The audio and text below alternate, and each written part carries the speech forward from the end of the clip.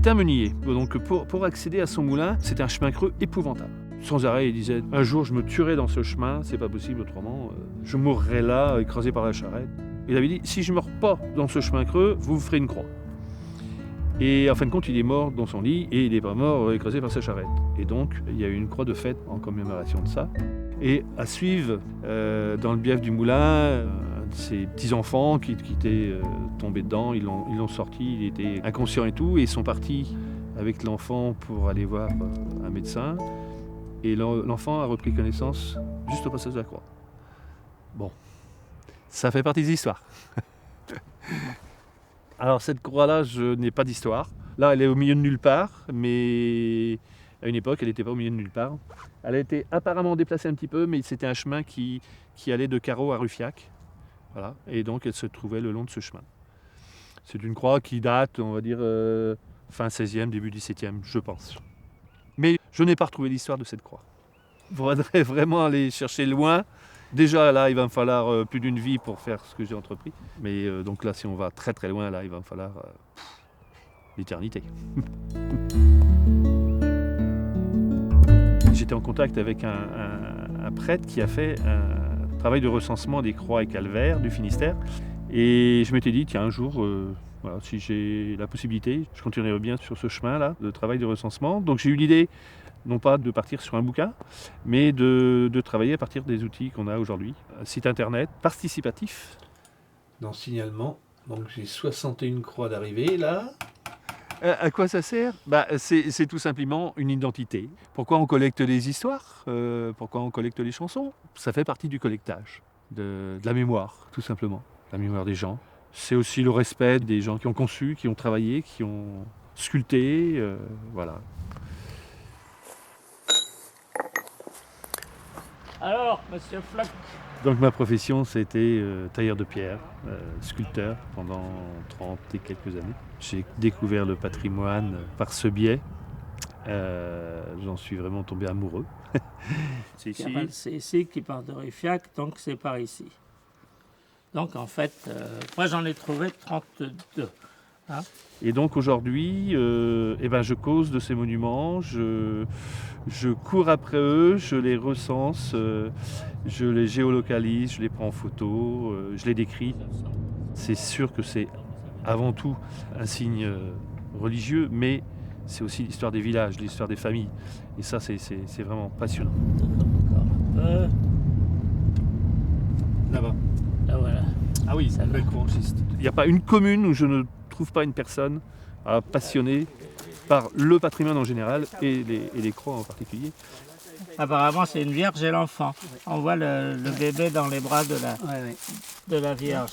Et avant qu'elle soit remontée, elle se trouvait à cet emplacement ou... Oui. Ah oui, elle n'a pas bougé de place. Enfin, moi, depuis que je viens là... Même sur Internet, il y a des très belles rencontres. Voilà. Des gens passionnés et des gens qui se prennent au jeu. J'ai plusieurs exemples où les personnes disent voilà, on a fait le travail de recensement sur notre commune. Si ça vous intéresse, on a un peu de temps, on peut continuer ailleurs. Et voilà.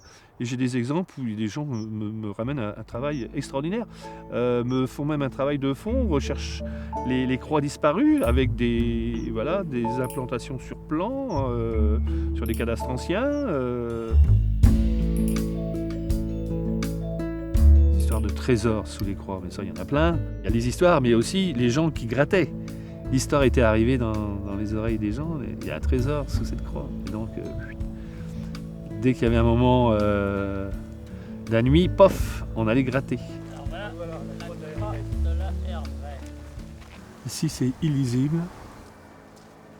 Alors, ça, oui. Là, on a le monogramme IHSI. Le H est ici. Et le S est très serré, on le distingue là. Et en principe, ici... Alors, c'est D-I-R-A. C'est pas Dieu. D-I-E-U, tout à fait. T-E. T-R-E-G-A-R-D.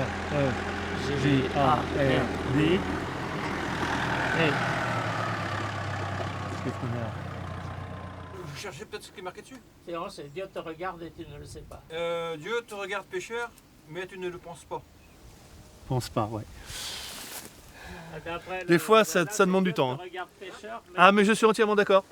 Cette ligne-là. Ah oui. Je croyais que c'était une je sais pas, c'est une le pense pas. Les croix nous parlent, c'est vrai. Elles racontent aussi pourquoi cette croix a été faite, des fois. Là aussi, on peut parler de mariage, enfin d'événements, de la vie courante. Donc ils sont inscrits, des fois un peu bizarrement, mais voilà, il faut déchiffrer. Et ça, c'est passionnant aussi. Il y a toujours des croix qui sont érigées. Là, j'en connais une qui a été faite il n'y a pas très très longtemps. C'était un couple pour leur noce d'or. Donc ils ont créé une croix, voilà. Et c'est des choses qui existaient avant. Et voilà, on perpétue. Enfin, c'est tradition. Alors, quand je l'ai enlevé de là-bas, parce que c'était démoli, les pierres, là on a tout refait. Quoi. Elle était plus basse. Elle était là. Les croix bougent toujours, les croix sont très nomades. On bouge une route, on fait un carrefour et hop, une croix bouge. Est-ce qu'il y a un calice et puis Et ça a l'air d'être fait à la perceuse, ça aussi. Ouais, sur cette pierre-là, oui. Ah, ça, j'avais jamais vu ça. Parce que je suis tailleur de pierre, moi, à l'origine. Ah oui, oui. Oui, enfin, la petite perceuse. J'ai jamais gravé à la perceuse. C'est Louis Bernard qui a refait ça, là. Il dit, il faudrait que tu essayes de voir les autres qui disent avec ta petite perceuse.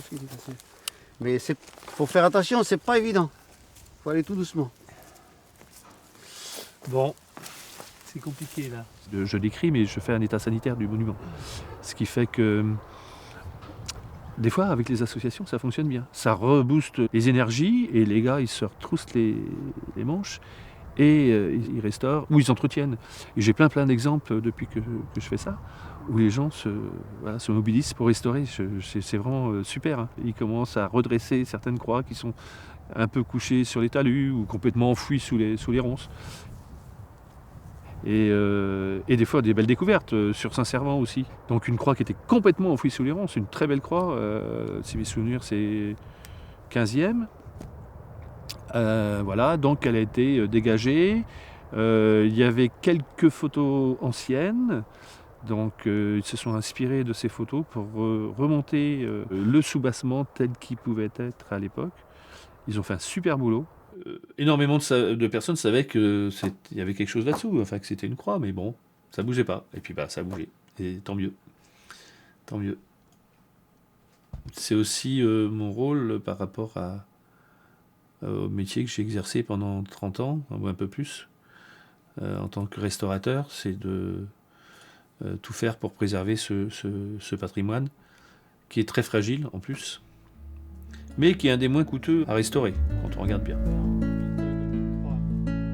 Le remembrement fait énormément de mal à ce petit patrimoine.